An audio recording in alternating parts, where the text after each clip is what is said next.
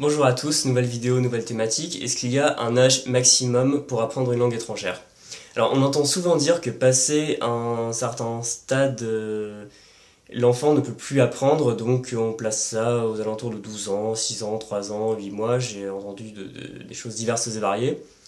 Mais est-ce qu'il y a réellement un âge maximal au-delà duquel on ne peut plus apprendre? Donc vous allez deviner facilement ma position sur le sujet, il n'y en a pas, et je connais des gens qui continuent à apprendre une langue étrangère à un certain âge, et même au-delà. Alors dans cette vidéo, démêlons le vrai du faux, puisque les enfants sont indéniablement avantagés pour apprendre les langues, mais les adultes, c'est-à-dire nous, avons aussi des avantages que nous allons voir. Donc le développement du langage chez l'enfant en fait se fait très très jeune, c'est-à-dire qu'un enfant va commencer avant même sa naissance à entendre les voix autour de lui et principalement celle de sa mère. C'est pour ça qu'on parle de langue maternelle, tout simplement. Et même à sa naissance, un nouveau-né va avoir un accent, puisque des chercheurs ont comparé les pleurs de bébés français et allemands et ont reconnu que les Français et les Allemands ne pleuraient pas de la même manière, mais avaient un pleur qui correspondait en fait un peu à la mélodie du français ou de l'allemand.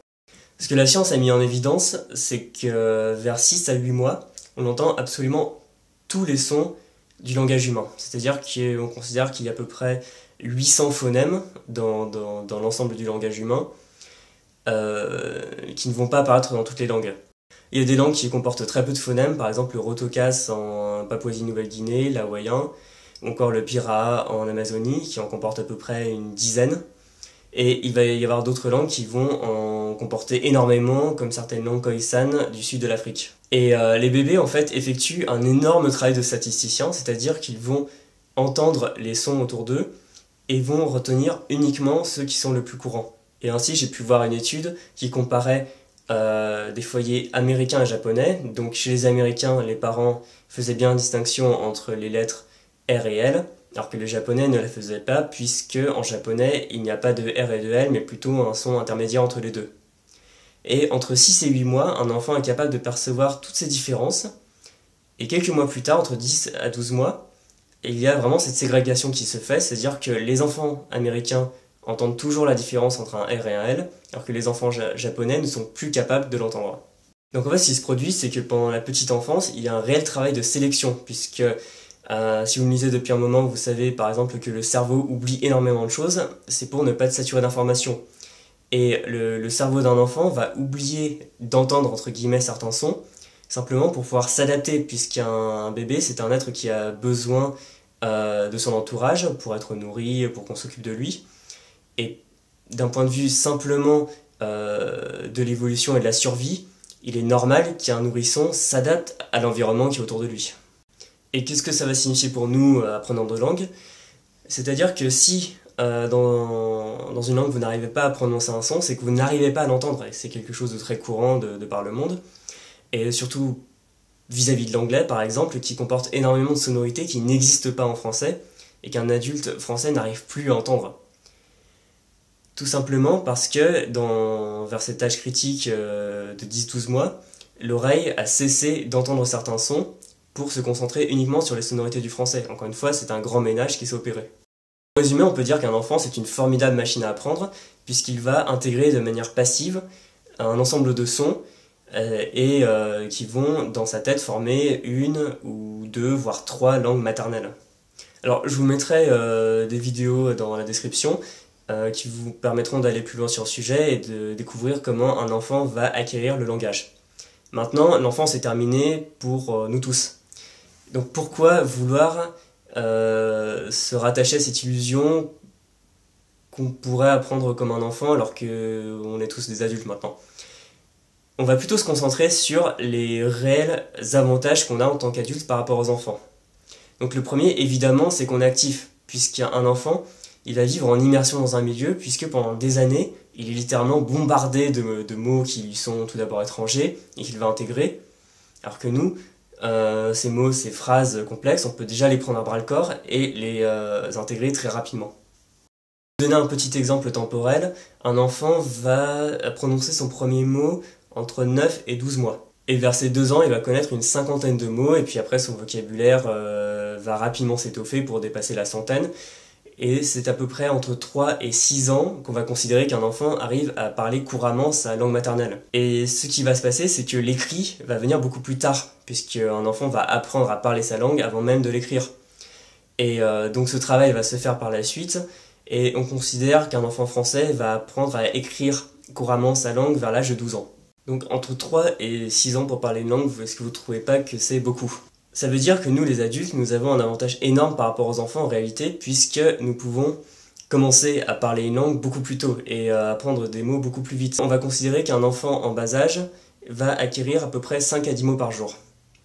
C'est une bonne moyenne, mais en tant qu'adulte, on peut même apprendre beaucoup plus de mots. Par exemple, en italien, je vais apprendre facilement, je pense, 10 à 20 mots par jour, de manière active. Alors un enfant va avoir un avantage, c'est qu'il va entendre un mot et le retenir sans forcément faire beaucoup d'efforts.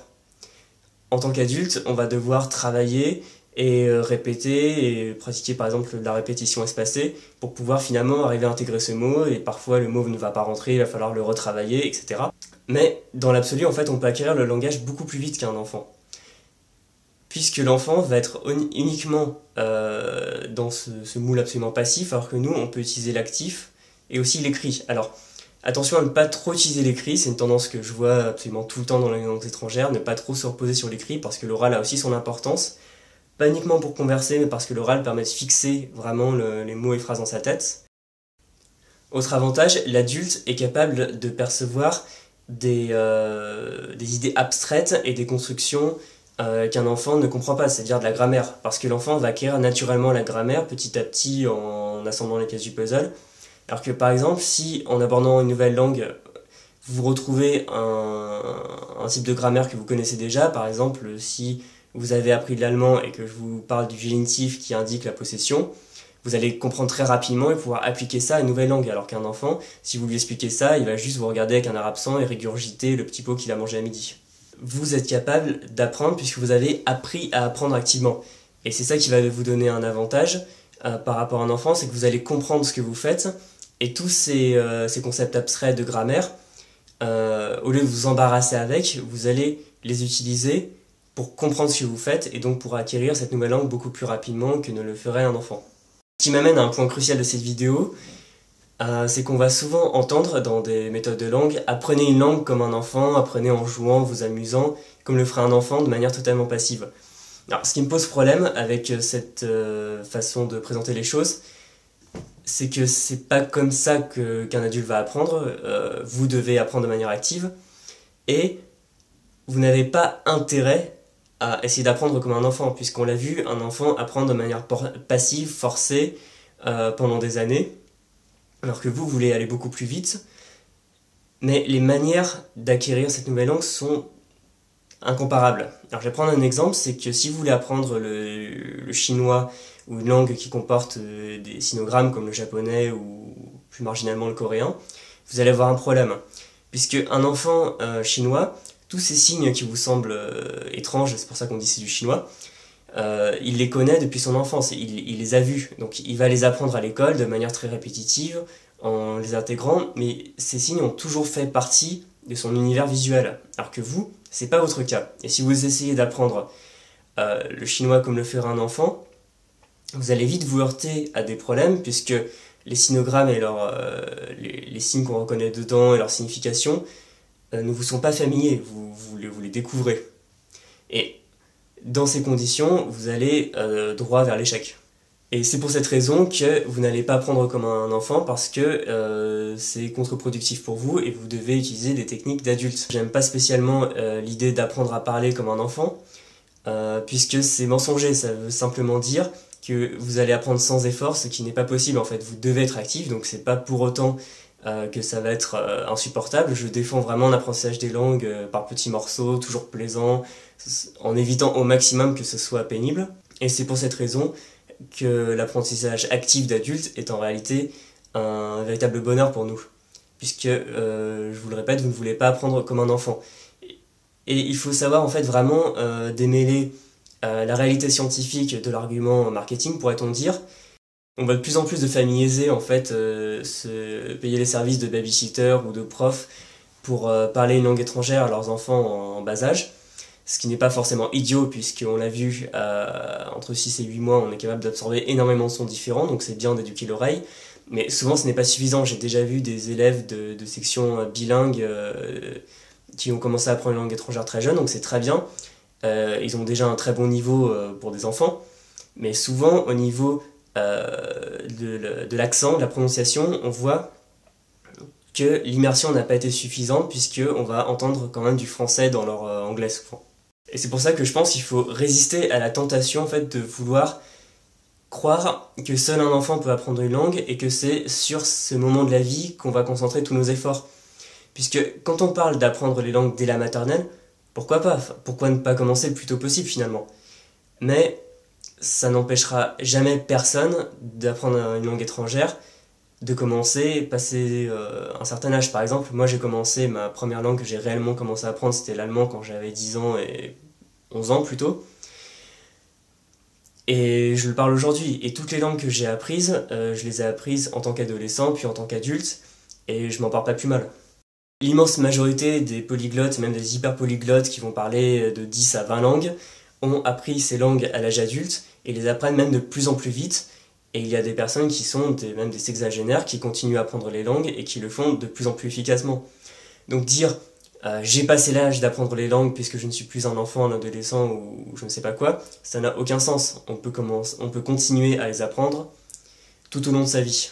Et même pour finir sur ce thème, il y a même un avantage à continuer à apprendre les langues, tout simplement puisqu'on considère que le déclin cognitif, c'est-à-dire que le cerveau commence à ne plus être ce qu'il était, va débuter à peu près vers 45 ans. Et continuer donc à faire travailler son cerveau, puisque comme on le voit, apprendre une langue ou n'importe quelle chose, c'est sans arrêt refaire des connexions entre les neurones et les faire travailler, ça va retarder ce déclin cognitif. Et même, on considère souvent que chez les personnes connaissant et maniant au quotidien plusieurs langues étrangères, la maladie d'Alzheimer va se déclencher, ou plutôt les symptômes vont commencer à être visibles à peu près 5 ans plus tard, ce qui vous fait quand même un répit plutôt sympathique dans votre vie. Donc pour faire un récapitulatif de cette vidéo, évidemment les enfants ont de réels avantages qui se perdent par la suite, mais tout au long de votre vie, vous allez gagner de nouveaux avantages qui sont des méthodes, des capacités d'apprentissage, et tous les sons que vous n'entendrez plus, en fait, vous êtes capable de les réactiver. Bon, il va falloir des répétitions, demander à des natifs de vous dire si vous prononcez correctement cette fine nuance qui pour vous n'existe absolument pas, mais qui est très importante donc pour un natif. Et une fois que vous aurez fait ce travail, par la répétition, tous ces sons, vous allez les connaître. Et donc vous serez capable d'apprendre la langue bien plus efficacement que ne le ferait un enfant. Et même, vous avez tout intérêt à continuer cet apprentissage, et à ne surtout pas vous dire il est trop tard, puisqu'il n'est jamais trop tard. Et plus vous allez apprendre de langue dans votre vie et même dans votre vieillesse, plus ce sera facile et même bénéfique pour vous. Alors, quel que soit votre âge, ne laissez pas cette croyance vous mettre des bâtons dans les roues. Si vous avez envie d'apprendre une langue, faites-le, et peu importe si vous vous sentez vieux ou jeune. Et nous arrivons à la fin de cette vidéo, je vous remercie de l'avoir regardée, donc si elle vous a plu, n'hésitez pas à cliquer sur j'aime et à la partager. Si elle vous a interpellé, si vous avez envie d'ajouter quelque chose, j'attends vos commentaires et je serai heureux d'y répondre. Et vous pouvez évidemment me suivre sur les réseaux sociaux, vous abonner à la chaîne, et je vous dis donc à bientôt sur le monde des langues.